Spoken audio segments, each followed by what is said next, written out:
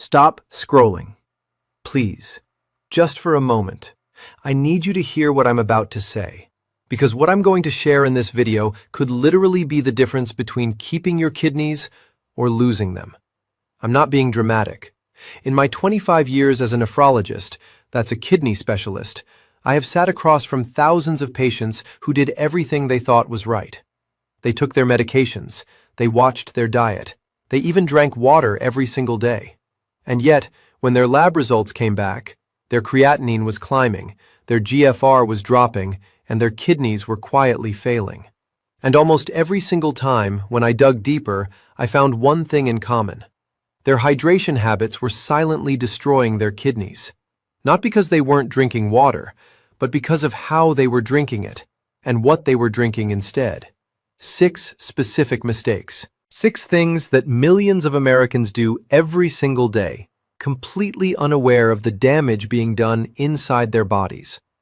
Now, if you're watching this and you're over 60, if you've been told your creatinine is high, your GFR is low, or you have CKD, chronic kidney disease, or if you're managing diabetes or high blood pressure, then this video was made specifically for you. Because those conditions already put your kidneys under stress, and the wrong hydration habits, they pour gasoline on that fire. Here is my promise to you. By the time this video ends, you will know exactly what those 6 mistakes are, why they harm your kidneys at a biological level, and most importantly, what you can do today, starting today, to protect the kidney function you still have. And I'll be sharing one mistake near the end of this video that almost no doctor talks about, not even on YouTube, that I personally believe is responsible for more unexplained creatinine spikes than almost anything else. So please, stay with me all the way through. Let's get into it. Mistake number 1. Drinking too much water too fast. The very first mistake, and this surprises almost everyone I tell it to, is drinking too much water too quickly. Now, I know what you're thinking. Doctor, I thought we were supposed to drink more water for our kidneys. And yes, adequate hydration is essential. But there is a critical difference between adequate and excessive, and that line matters enormously when you're over 60. Here's what happens inside your body when you chug a large amount of water too fast. Your kidneys are incredibly sophisticated organs. Each kidney contains roughly 1 million tiny filtering units called nephrons. Their job is to constantly balance the fluids and electrolytes, the sodium, potassium, and other minerals in your blood. When you flood your system with water all at once, you create a sudden dilution effect. Your sodium levels drop rapidly, a condition called hyponatremia, and your kidneys have to work in emergency overdrive to correct the imbalance. Now, for a 30-year-old with healthy kidneys, this is manageable. Their kidney reserve is strong. But for someone over 60, especially someone with CKD, diabetes, or high blood pressure, those nephrons are already damaged. Their filtering capacity is already reduced. That sudden flood is like a fire hose through a damaged pipe. Over time, it accelerates the wear. I had a patient, I'll call him Harold, a 68-year-old retired teacher from Ohio. Lovely man. His daughter had read that drinking a gallon of water a day was good for the kidneys. So Harold, being the dedicated, rule-following man he was, started drinking a full gallon every single day. He drank most of it in the mornings because he'd read that was best. Within 4 months, his creatinine had jumped noticeably, and his sodium was dangerously low. He came to me dizzy, confused, and frightened. The culprit? Not disease progression, not his medications. It was the water. Too much, too fast. According to the National Kidney Foundation, fluid needs vary significantly by individual, especially for those with kidney disease. There is no one-size-fits-all recommendation of 8 glasses a day for people with CKD. Your target amount depends on your specific GFR, your urine output, and whether you have swelling or fluid retention. So here is what I tell my patients. Instead of chasing a number, drink to the color of your urine. Pale yellow, like light lemonade, is your target. Clear urine means you may actually be overhydrated. Dark yellow or amber means you need more. And if your urine is consistently foamy, that is a red flag that protein may be spilling into it, and you need to call your doctor. The practical takeaway here is simple. Spread your fluid intake evenly across the day, small amounts consistently, not one or two large surges. And if you have CKD, ask your nephrologist for your specific daily fluid target. That number belongs to you, not to a general internet recommendation. Mistake number 2. Drinking alkaline or heavily marketed healthy waters. All right, I want to talk about something that I know is going to be controversial. And I want you to stay open-minded here because the marketing on this is incredibly sophisticated. Alkaline water, ionized water, hydrogen water, mineral-infused water. If you walk down the bottled water aisle at any American grocery store, you will see dozens of products claiming to support kidney health, reduce acid in the body, boost energy, and improve detoxification. And I'm going to tell you, as a kidney doctor with 25 years of experience, that for many people with kidney disease, these waters can actually cause harm. Let me explain the science without making your eyes glaze over. Your kidneys are your body's master pH regulators. Their entire job, one of their most critical functions, is to maintain the delicate acid-base balance in your blood, keeping it at a very precise pH of around 7.35 to 7.45. Your body does not care what the pH of your water is when you drink it. Your stomach acid, with a pH of around 1.5 to 3.5, neutralizes whatever you drink almost immediately. The claim that alkaline water reduces acid load on the kidneys is not supported by high-quality clinical evidence. What is true is that your kidneys work constantly to manage pH, and when you add in excessive minerals, like the calcium and magnesium often added to alkaline waters, you are adding a filtering burden to already compromised kidneys. Now, here is the hidden danger that nobody talks about. Many alkaline and mineral waters contain elevated levels of potassium. Look at the label of some of these products. You'll see potassium bicarbonate, potassium chloride, or simply electrolytes listed as ingredients. For the general healthy population, this is mostly harmless. But for someone with CKD stage 3, 4, or 5, or for a diabetic patient whose kidneys are struggling to excrete potassium, this extra potassium can build up in the blood to dangerous, even life-threatening levels. Hyperkalemia, too much potassium in the blood, is one of the leading causes of sudden cardiac events in kidney disease patients. I cannot tell you how many times I've reviewed a patient's diet and found that their potassium was being driven up by a water they thought was helping them. The Mayo Clinic notes that while there's no strong evidence that alkaline water provides significant health benefits for most people, and individuals with kidney disease should be particularly cautious about altered mineral intake. My recommendation? Unless your nephrologist has specifically prescribed a certain type of water for you, drink plain, filtered tap water. In most American cities, tap water is heavily regulated under the Safe Drinking Water Act and is perfectly safe. A simple carbon filter, like a Brita or Pure filter, is more than sufficient. You do not need to spend $4 a bottle on water that your kidneys have to work harder to process. Mistake number 3. Replacing water with coffee, tea, or juice. Now, this next one, I want to be gentle here because I know this hits close to home for a lot of people. I know how important that morning coffee is. I know how comforting a glass of orange juice feels, and I'm not here to take those things away from you entirely. But I need you to understand what is happening in your body when these drinks replace water rather than supplement it. Let's start with coffee and caffeinated teas. Caffeine is a mild diuretic, meaning it tells your kidneys to excrete more water than you're drinking. So when you drink 2 or 3 cups of coffee in the morning and relatively little water throughout the day, you are creating a net fluid deficit, even if you feel like you've had plenty to drink. In a healthy person, this is easily compensated for. But in a person with CKD or reduced GFR, even mild chronic dehydration concentrates the blood, thickens it, and forces the kidneys to filter a more viscous, waste-heavy fluid. Over months and years, this chronic concentrated filtration accelerates nephron damage. Now, I want to be fair to the research.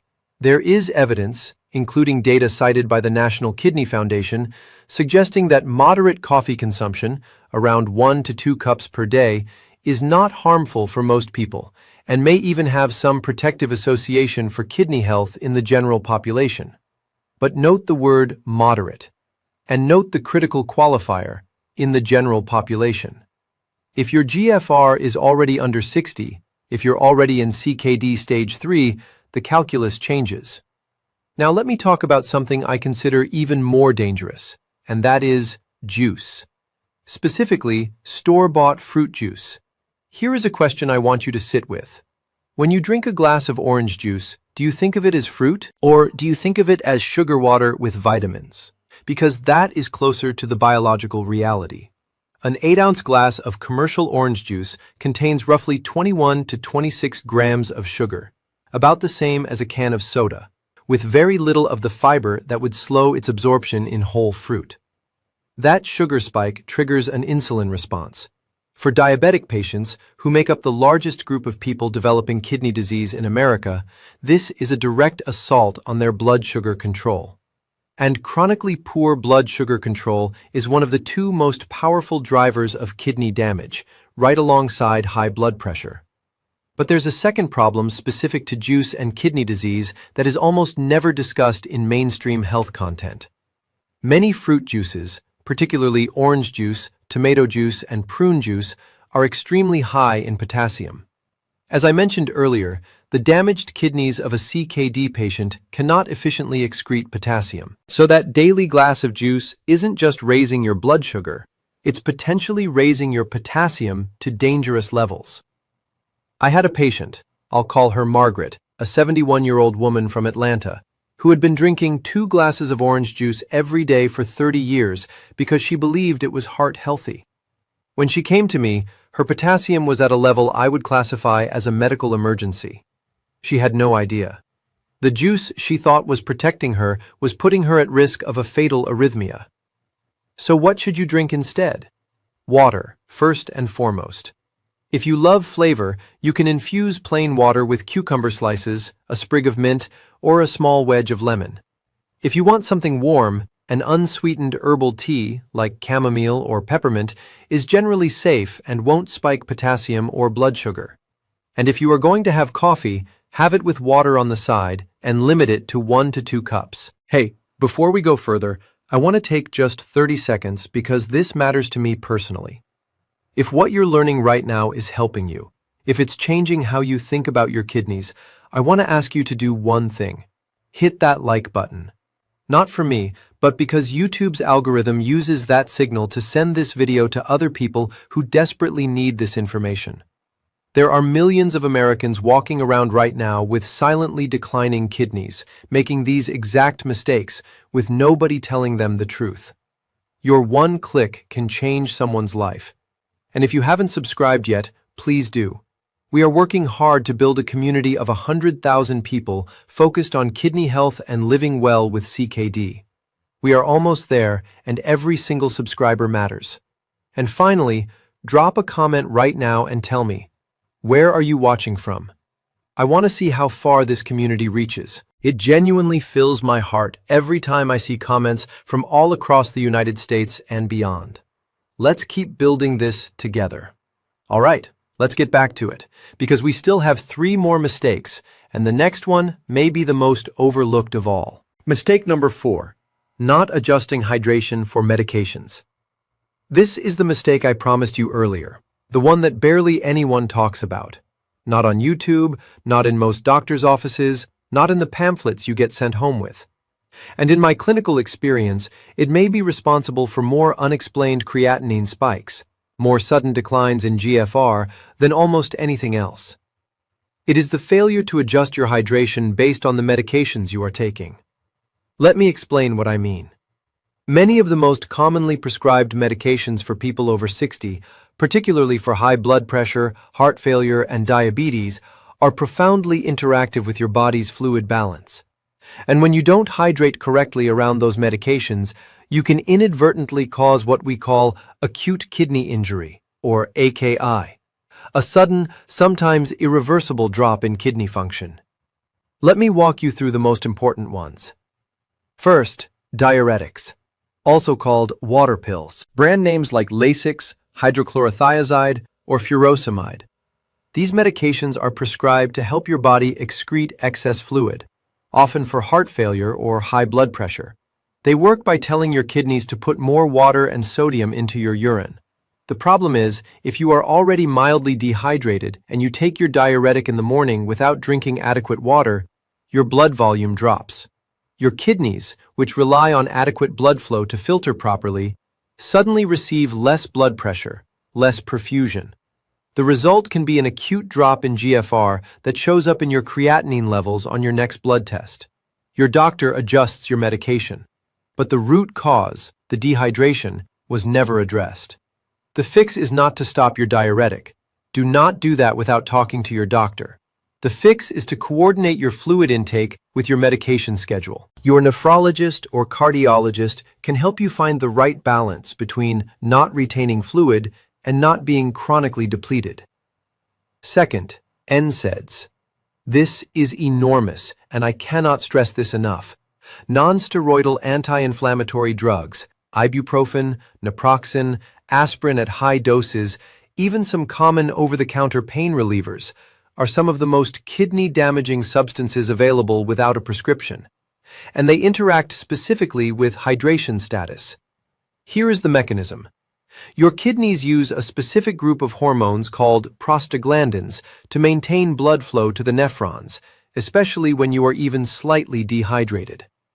NSAIDs block prostaglandin production. So when you take ibuprofen on a hot day after being outside, when you're a little dry, you are simultaneously reducing blood flow to the kidneys and blocking the compensatory mechanism your kidneys rely on to protect themselves. The damage can be swift and severe. The National Kidney Foundation explicitly warns that NSAIDs should be used with extreme caution in anyone with CKD, and that even short-term use during dehydration can precipitate acute kidney injury. If you have CKD and you're reaching for ibuprofen for joint pain, back pain, or headaches, please talk to your doctor first. Acetaminophen, used at appropriate doses, is generally considered safer for the kidneys. Third, contrast dye. If you are scheduled for any imaging procedure, a CT scan with contrast, a cardiac catheterization, an MRI with contrast, you need to know that the contrast dye used can be acutely nephrotoxic in people with pre-existing kidney disease. Adequate hydration before and after the procedure is one of the most evidence-based protective measures available. The American College of Radiology recommends pre-hydration protocols for patients with elevated creatinine. But many patients arrive for their procedures without knowing they should have been drinking more water for 24 hours prior. Ask your doctor about this. It is not a trivial question. Mistake number 5. Ignoring seasonal and activity-based hydration changes. All right, let's talk about something that sounds simple but has surprisingly deep implications for kidney health: seasonal hydration. Most people drink the same amount of fluid year-round. They have their routine: a cup of coffee in the morning, a glass of water at lunch, maybe a glass of juice at dinner. And they do that in January. They do that in July. They don't change it because they don't feel dramatically thirsty. Here's the problem. The thirst mechanism in people over 60 is significantly blunted compared to younger adults. This is a well-documented physiological reality, studied extensively by researchers in geriatric medicine. As we age, the hypothalamus, the region of the brain responsible for triggering thirst, becomes less responsive to the dehydration signals sent by the body. You can be meaningfully dehydrated and feel almost nothing. Now add to this the fact that summer heat, increased physical activity, air conditioning that dries the air, fever from an illness, or even a bout of diarrhea can dramatically increase your fluid losses. Your kidneys must constantly concentrate or dilute urine to compensate. If the losses aren't replaced, blood becomes more concentrated, more viscous, and the kidneys are forced to work under conditions of reduced perfusion and increased solute load. In clinical practice, I see a predictable pattern: creatinine spikes in late summer. Patients come in after a warm July or August with worsening lab values. And when I ask about their water intake, almost invariably it has not increased with the temperature. They were losing more, sweating more, breathing more moisture, but replacing exactly the same amount as in winter. The practical rule I give my patients is this. When the outdoor temperature climbs above 80 degrees Fahrenheit, add at least one additional 8-ounce glass of water to your day for every hour you spend outside. If you've had a fever, diarrhea, or vomiting, any event that causes fluid loss, do the same, and consider an electrolyte replacement that is low in potassium if your doctor approves. And here is a detail that surprises people. Indoor heating in winter actually causes more fluid loss than people expect. Forced air heating systems dramatically reduce indoor humidity, and you lose moisture through breathing and through your skin all day long, silently, without sweating. So winter dehydration is also real, and often underappreciated. Monitor your urine color through the seasons. It is your most accessible, free, real-time hydration biomarker. Make it a habit, as reliable as taking your medications. Mistake number 6, drinking beverages high in phosphorus additives. And now we come to what I believe is the single most under-recognized hydration-related threat to kidney health in America today. I call it the invisible kidney killer, and it is hiding in plain sight in beverages that millions of Americans consume every single day without a second thought. I'm talking about phosphorus additives, specifically inorganic phosphate additives used as preservatives and flavor enhancers in sodas, flavored drinks, bottled teas, sports drinks, and a wide range of packaged beverages. Let me give you the science because this is important. Phosphorus is a naturally occurring mineral found in many foods, meat, dairy, legumes. Your healthy kidneys manage phosphorus excretion efficiently.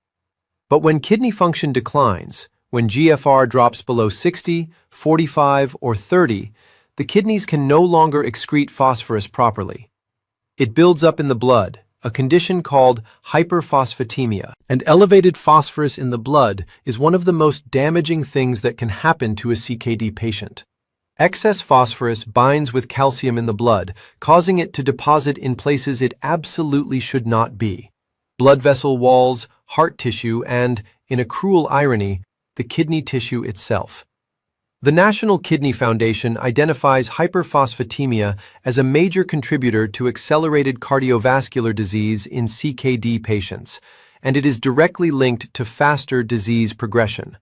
Now, here is the part that makes this specifically a beverage and hydration issue, and it is not widely known even among patients who are managing their diet carefully. There are two types of phosphorus in food and drinks. There is organic phosphorus, found in natural whole foods, and inorganic phosphorus, synthetic phosphate salts added to processed products. Here is the critical difference. The body absorbs organic phosphorus at roughly 40 to 60% efficiency, but inorganic additive phosphorus is absorbed at nearly 100% efficiency. So a beverage with added phosphates, phosphoric acid in cola, sodium phosphate in flavored drinks, or calcium phosphate in sports recovery drinks, delivers a phosphorus load far more intense than an equivalent amount from a natural food source. And because these are beverages, drinks people consume in addition to their meals, often casually, often in large quantities, they can represent a significant, completely invisible phosphorus burden that many CKD patients are not accounting for. The insidious part? You won't taste it. You won't feel it. Your blood phosphorus climbs slowly. Your parathyroid hormone rises in response. Your bones weaken. Your vessels calcify. And by the time it shows up significantly in symptoms, the damage is already done. How do you identify these hidden phosphates? Look for these ingredients on any beverage label. Phosphoric acid, the primary acidulant in most colas. Sodium phosphate, potassium phosphate, calcium phosphate, disodium phosphate. Any ingredient with phos in the name is a red flag for someone with CKD. Dark colas are among the worst offenders. Regular Coca-Cola, Pepsi, Dr. Pepper, and similar drinks. But it extends beyond soda. Many bottled iced teas, enhanced waters, sports drinks like certain Gatorade formulas, and even some flavored sparkling waters contain added phosphates. The substitutions I recommend are plain water, plain sparkling water with no additives, homemade lemonade with a small amount of real lemon, which actually contains organic phosphorus at much lower and safer levels, or plain herbal teas you brew at home. I want to be clear. If you have early-stage CKD and your phosphorus blood levels are currently normal, you may not need to eliminate all of these immediately. But you absolutely need to be aware of them, and you need to discuss your beverage choices with your care team. This is not a conversation that happens often enough, and it should. Final takeaway. We've covered 6 mistakes today. Let me bring them together for you one final time, because I want these to stay with you. The first mistake is drinking too much water too quickly, flooding the system and disrupting the delicate electrolyte balance your kidneys work so hard to maintain. Spread your fluids evenly. Follow your urine color. The second mistake is spending money on alkaline, ionized, or heavily marketed mineral waters that may contain hidden potassium and phosphorus, adding a burden to kidneys that are already struggling. Plain, filtered water is your friend. The third mistake is replacing water with coffee, juice, or other beverages that either dehydrate you, spike your blood sugar, or carry hidden potassium. These can be quietly catastrophic over years. The fourth mistake, the one almost nobody talks about, is failing to adjust your hydration around your medications. Diuretics, NSAIDs, contrast dye. These all interact with your fluid status in ways that can cause acute kidney injury if you're not prepared. The fifth mistake is drinking the same amount year-round, regardless of temperature, activity, or illness, not accounting for the fact that your thirst reflex is less reliable at 65 than it was at 35. And the sixth mistake, the invisible one, is consuming beverages loaded with inorganic phosphate additives, the dark colas, the flavored sports drinks, the enhanced waters that look healthy but carry a phosphorus load your damaged kidneys cannot safely handle. 6 mistakes. 6 things you now know that most people watching TV right now don't know. But knowledge alone isn't enough. What matters is what you do with it. So here is what I want you to do this week, not this month, this week. Look at what you drink in a typical day. Write it down. Coffee, juice, soda, water, whatever it is. Then come back to this video, re-watch the relevant section, and ask yourself honestly, am I making any of these mistakes? Then bring that list to your next doctor's appointment. Show it to your nephrologist, your cardiologist, your primary care physician. Ask them specifically about your individual fluid target, your potassium level, your phosphorus level, and whether your beverage habits are contributing to your numbers. Because your kidneys cannot speak for themselves. They cannot send you a text message saying, "I'm struggling." They express their distress in lab values that creep upward slowly, in creatinine numbers that inch higher visit after visit, in GFR numbers that quietly, steadily fall. But you are here. You watched this entire video. You asked the question. You sought the answer. And that right there is not a small thing. That is the single most powerful act of self-advocacy you can perform for your health. I have been doing this for 25 years, and the patients who do best, who slow their disease, who protect their remaining kidney function, who live long, full, meaningful lives with CKD, are not necessarily the ones with the mildest disease. They are the ones who are informed, who ask the right questions, who refuse to be passive passengers in their own healthcare. That is who you are. That is who this community is built for. If this video helped you, even a little, please share it with someone you love, a spouse, a sibling, a parent, a friend who has been told their creatinine is a little high. They may not know what that means yet, but they will after they watch this. Subscribe if you haven't already. Leave a comment telling me what your biggest takeaway was today. I read every single one. And click the notification bell so you never miss a new video, because we are publishing kidney health education every single week. I'll see you in the next one. Take care of yourselves, and take care of those kidneys. They are working for you every second of every day. It's time to work for them.